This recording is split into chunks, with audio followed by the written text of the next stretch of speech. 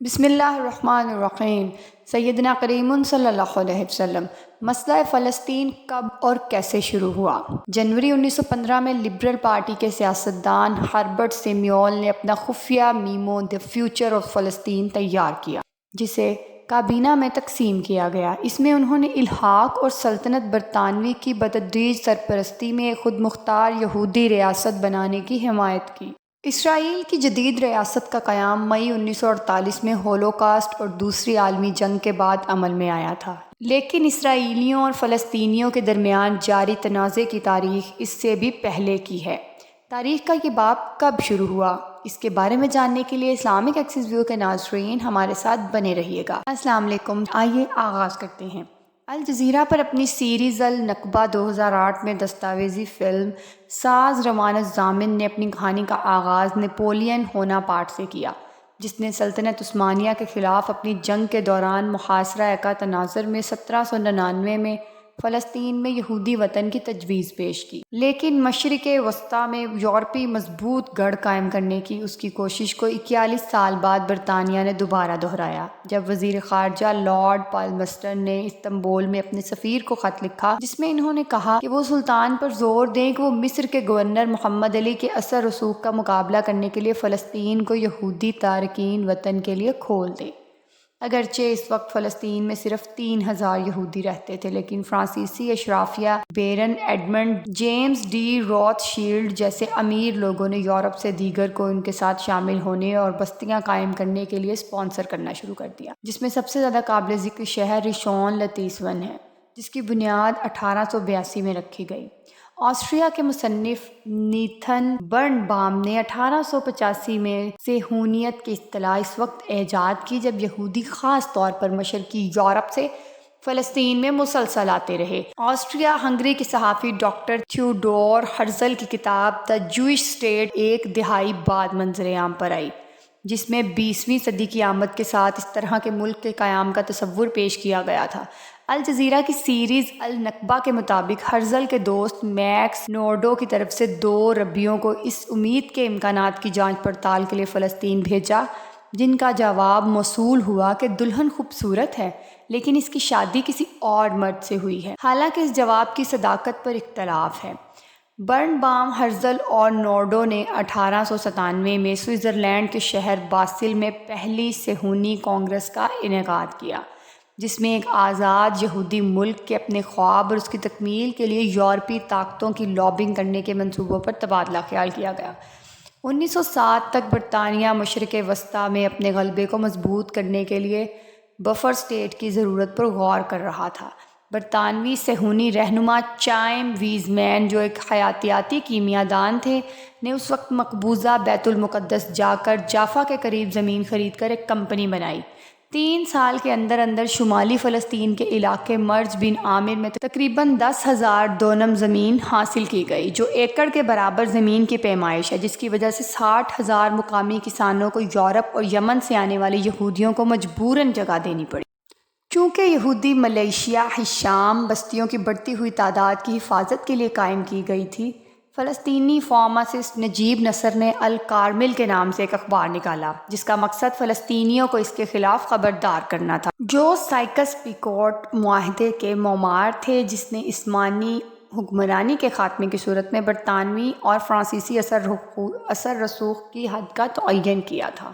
9 نومبر 1917 کو برطانوی حکومت کے اعلامیے کے بعد ڈیوڈ لائڈ جارج، وزیر خارجہ آرتھر بلفور اور یہودی برادری کے رہنما والٹر روتھ شائلڈ، دوسرے بیرن روتھ شائلڈ کے مابین ایک خط میں فلسطین میں یہودیوں کے لیے قومی گھر کے قیام کی باضابطہ طور پر حمایت کا اعلان کیا گیا۔ روتھ شائلڈ، سیمیول، سائکس اور ویز مین نے 1 ماہ پہلے لندن میں ایک جشن کے اجتماع سے خطاب کیا تھا، جس کے بعد 11 دسمبر 1917 کو جنرل ایڈمنڈ النبائی نے بیت المقدس پر قبضہ کر لیا۔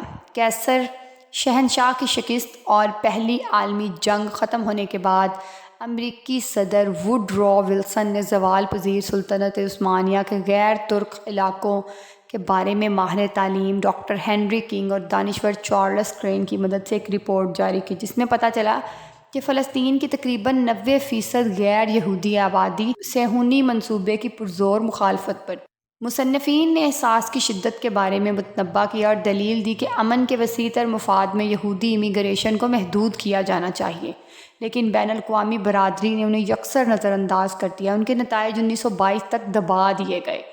1919 کی پیرس امن کانفرنس میں لیفٹیننٹ کرنل ٹی لارنس، جسے لارنس آف عربیہ کہا جاتا ہے، نے صہیونی وفد کے رہنما ویزمین اور ان کے عرب ہم منصب شہزادہ فیصل بن حسین کے درمیان ایک معاہدے پر دستخط کے لیے ثالثی کی، جس میں اصولی طور پر فلسطین میں یہودی وطن اور مشرق وسطیٰ میں ایک آزاد عرب قوم کے قیام پر اتفاق کیا گیا۔ 1922 میں لیگ آف نیشنز نے سیمیول کے دائرہ اختیار میں فلسطین پر حکومت کرنے کے برطانوی مینڈیٹ کو تسلیم کیا، جو اب ہائی کمشنر ہے۔ لیگ آف نیشنز نے فلسطین پر حکومت کرنے کے برطانوی مینڈیٹ کو سیمیول کے دائرہ اختیار میں تسلیم کیا، جو اب ہائی کمشنر ہے، جس نے یہودیوں کی موجودگی برقرار رکھنے کے لیے کم از کم 100 قانونی اقدامات کو نافذ کرنے میں اہم کردار ادا کیا۔ ان اقدامات میں عبرانی کو سرکاری زبان کے طور پر تسلیم کرنا اور ایک علیحدہ یہودی تعلیمی نظام اور یہودی فوج کی اجازت دینا شامل ہے۔ عبرانی یونیورسٹی اور ایک مزدور یونین ہستادروت 1925 تک قائم تھے۔ دہائی گزرنے کے ساتھ ساتھ یہودی امیگریشن کے خلاف بڑے پیمانے پر مظاہرے شروع ہو گئے، کیونکہ فلسطینی تحریک نے سامراجی برطانیہ کی فوجی اور سفارتی طاقت کی پشت پناہی سے ہونے والے غاصبانہ قبضے کا مقابلہ کرنے اور اس کی مزاحمت کرنے کی ناکام کوشش کی۔ اگست 1929 میں جب بلفور نے مقبوضہ بیت المقدس کا دورہ کیا تو فلسطینیوں نے سیاہ جھنڈے لہرائے اور تقریباً 250 یہودی اور عرب دیوار براق دیوار گریا پر ایک سانحے میں جان سے گئے اور بہت سے زخمی ہوئے، جو بغاوت براق کے نام سے جانا جاتا ہے۔ سیمیول کے جانشین سر جان چانسلر نے 3 مسلمان مردوں کو بدامنی میں حصہ لینے کی پاداش میں موت کے گھاٹ اتار دیا، لیکن یہ احتجاج جاری رہا اور 1933 میں شدت اختیار کر گیا۔ جب زیادہ سے زیادہ یہودی تارکین وطن اسرائیل کو اپنے لیے گھر بنانے کے لیے پہنچے تو 1931 میں ان کی تعداد 4000 سے بڑھ کر 1935 میں 62,000 ہو گئی۔ اسی سال مسلمان انقلابی رہنما عزیزالدین القسام کو برطانوی فوجیوں نے جنین کے اوپر پہاڑوں میں گولی مار دی تھی۔ بلفور اعلامیہ مسلط کیا گیا، جنہوں نے اس کی مذمت کی اور اس کے نتیجے میں 6 ماہ تک عام ہڑتال کی گئی، جو تنظیم کا ایک متاثر کن کارنامہ تھا، جس کے نتیجے میں فلسطینیوں کے گھروں کو تباہ کر دیا گیا۔ 1939 میں ایڈولف ہٹلر کی نازی جرمنی کے خلاف بیشتر دنیا ایک بار پھر جنگ کا شکار ہو گئی۔ ہٹلر کے جرمنی کو 60 لاکھ یہودیوں کے قتل عام اور حراستی کیمپوں میں پھانسی دینے کی ذمہ دار قرار دیا گیا۔ اس تنازع میں امریکی شمولیت کے کچھ ہی عرصے بعد امریکہ اور صہیونی تعلقات 1942 میں نیو یارک کے بالٹیمور ہوٹل میں ہونے والی کانفرنس سے مضبوط ہو گئے۔ یہ واقعہ ایک مسلح صہیونی نیم فوجی دستے ارگن کی کئی سالوں کی سرگرمی کے پس منظر میں پیش آیا، جو فلسطین میں مقامی عرب گروہوں پر حملے کر رہی تھی۔ ارگن 22 جولائی 1946 کو مقبوضہ بیت المقدس میں کنگ ڈیوڈ ہوٹل پر بمباری کے لیے بدنام ہے، جس میں 91 افراد مارے گئے، اور 9 اپریل 1948 کو دیر یاسین قتل عام ہوئے۔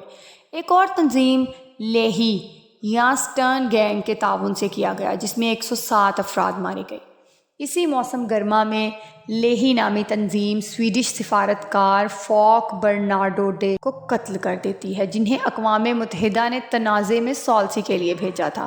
1945 میں یورپ اور بحر الکاہل میں اتحادیوں کی فتوحات کے بعد عالمی طاقتوں نے فلسطین میں تشدد کے خاتمے کی طرف اپنی توجہ مرکوز کی۔ متنازع علاقے کا 2 ریاستی حل تقریباً 1947 میں وجود آیا، جب اقوام متحدہ کی جنرل اسمبلی نے رضاکارانہ طور پر قرارداد 181 پیش کی، جس میں دریائے اردن کے مغرب میں فلسطین سے ایک نئی ریاست تشکیل دینے کی تجویز پیش کی گئی، ایک یہودیوں اور دوسری عربوں کے لیے۔ مبینہ طور پر امریکہ کے سفارتی دباؤ کے نتیجے میں ووٹنگ کے بعد منظور کی گئی یہ قرارداد فلسطینیوں نے مسترد کر دی، جنہوں نے دلیل دی کہ یہودی باشندوں کے پاس اس وقت 5.5% سے زیادہ زمین نہیں اور انہیں بین الاقوامی قانونی حیثیت کے علاوہ 56% حاصل کرنے کا کوئی حق نہیں ہے۔ یہودیوں کی مسرت کو عرب دشمنی کا سامنا کرنا پڑا اور خانہ جنگی شروع ہو گئی۔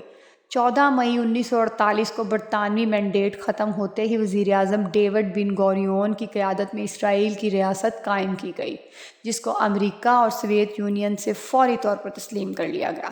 لیکن خونی عرب اسرائیل جنگ چھڑ گئی، جس میں 3000 مزاحمتی جنگجو نئی قوم کے خلاف اٹھ کھڑے ہوئے اور 7 لاکھ فلسطینی عوام کو لڑائی سے بھاگ کر اردن، لبنان، شام، مغربی کنارے اور غزہ میں پناہ لینی پڑی۔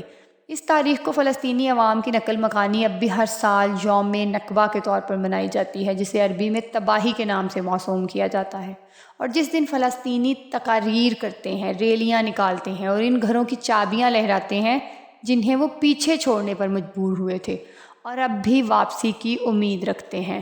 دسمبر 1948 میں اقوام متحدہ کی جنرل اسمبلی نے قرارداد منظور کی، جس میں تسلیم کیا گیا مغربی کنارے کا انتظامی کنٹرول سنبھال لیا اور مصر کا غزہ پر قبضہ رہا۔ یہ انتظام 1967 کی 6 روزہ جنگ تک جاری رہا، جب اسرائیل افواج نے ان علاقوں کو فتح کیا۔ اس سے پہلے تشدد وقفے سے جاری رہا۔ 1956 میں کلکیلیا، کفر قاسم اور خان یونس کے دیہاتوں اور 1966 میں السامو میں قابل ذکر قتل عام ہوا۔ فلسطین لبریشن آرگنائزیشن کی بنیاد 1964 میں قاہرہ میں رکھی گئی تھی، جو حقوق کے مسائل پر توجہ دینے کی بجائے مسلح انقلاب کے ذریعے فلسطین کی آزادی کے لیے لڑنے کے لیے وقف ہے۔ ایک ایسا موقف جسے PLO نے 1993 تک ترک نہیں کیا اور جسے اسرائیل اور امریکہ دونوں کی طرف سے دہشت گرد تنظیم قرار دے دیا جاتا ہے۔ اسے 1974 میں عرب لیگ نے فلسطینی عوام کا واحد نمائندہ تسلیم کیا تھا۔ 1967 میں غزہ کی پٹی، مغربی کنارے، گولان کی پہاڑیوں اور مصر پر اسرائیل کی فوجی پیش قدمی نے تازہ خونریزی کو جنم دیا، اور اقوام متحدہ کی سلامتی کونسل نے قرارداد 242 منظور کی، جس میں اسے مقبوضہ علاقوں سے دستبردار ہونے کا حکم دے دیا گیا۔ اس کونسل کو نظر انداز کر دیا گیا۔ یوم کپور جنگ کے بعد سلامتی کونسل ایک اور قرارداد 338 منظور کرتی ہے، جس میں جنگ بندی اور اسرائیل سے 1967 کی دراندازی سے پیچھے ہٹنے کا مطالبہ کیا جاتا ہے۔ اسرائیل ایک بار پھر انکار کر دیتا ہے۔ 30 مارچ 1976 کو زمین پر اسرائیلی قبضے کے بعد بحیرہ گلیل سے نیگیو تک قصبوں میں بغاوتوں، حملوں اور مزید پرتشدد انتقامی کارروائیوں کا سامنا کرنا پڑا، جس تاریخ کو فلسطین یوم زمین کے طور پر مناتے ہیں۔ مشرق وسطی میں امن کے لیے مصری صدر انور سادات سے ملاقات کی اور صدر جیمی کارٹر کے میری لینڈ ریٹریٹ میں کیمپ ڈیوڈ معاہدے پر دستخط کیے۔ فریم ورک معاہدوں میں سے ایک نے دونوں ممالک کے مابین ہم آہنگ تعلقات کو فروغ دیا اور دستخط کنندگان کو نوبل امن انعام دلایا، لیکن دوسرے کی متنازع علاقوں پر فلسطین کے مستقبل سے متعلق فلسطینی وفد کی شمولیت کے بغیر اتفاق رائے کے لیے اقوام متحدہ کی طرف سے مذمت کی گئی۔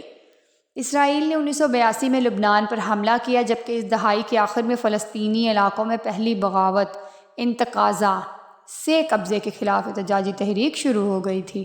تاہم امن کی طرف مزید پیش قدمی اس وقت ہوئی جب PLO نے اسرائیل کو باضابطہ طور پر تسلیم کرتے ہوئے اقوام متحدہ کی قراردادوں 242 اور 338 کو قبول کیا۔ 1991 اور 1992 میں مذاکرات ایک بار پھر تعطل کا شکار ہوئے۔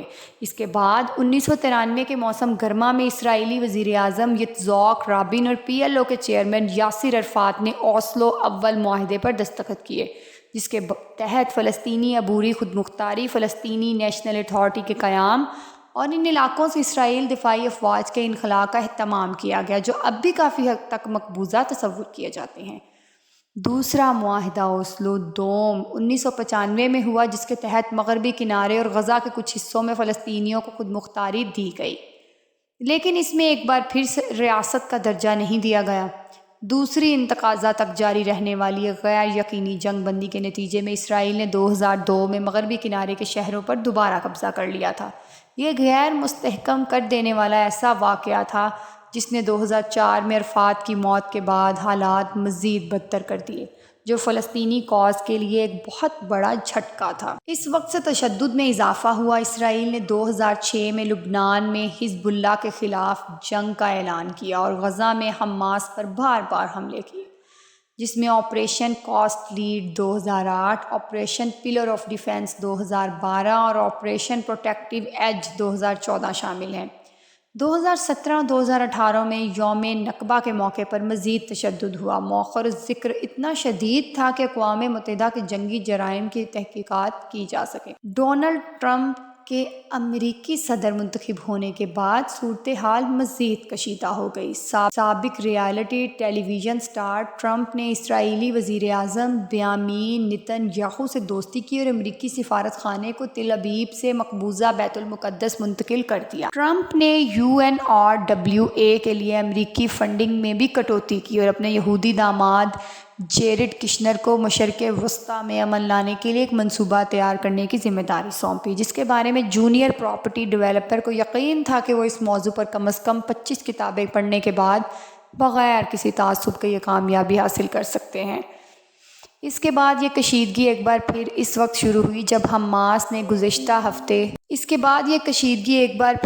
وقت شروع ہوئی جب حماس نے گزشتہ ہفتے سرحد پار جنگجو بھیجے اور اسرائیل پر ہزاروں راکٹ داغے۔ اسرائیل نے اس کے جواب میں کہا ہے کہ اس کا ملک جنگ میں ہے اور اس کے جواب میں غزہ میں اہداف پر فائرنگ کی گئی۔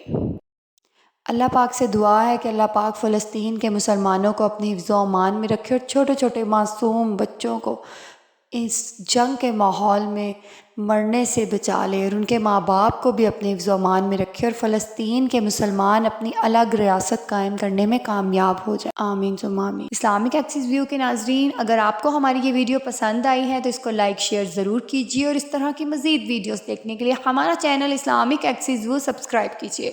اللہ پاک ان فلسطینیوں کو اپنے حفظ و امان میں رکھے اور ان کو آزادی دلائے۔ آمین۔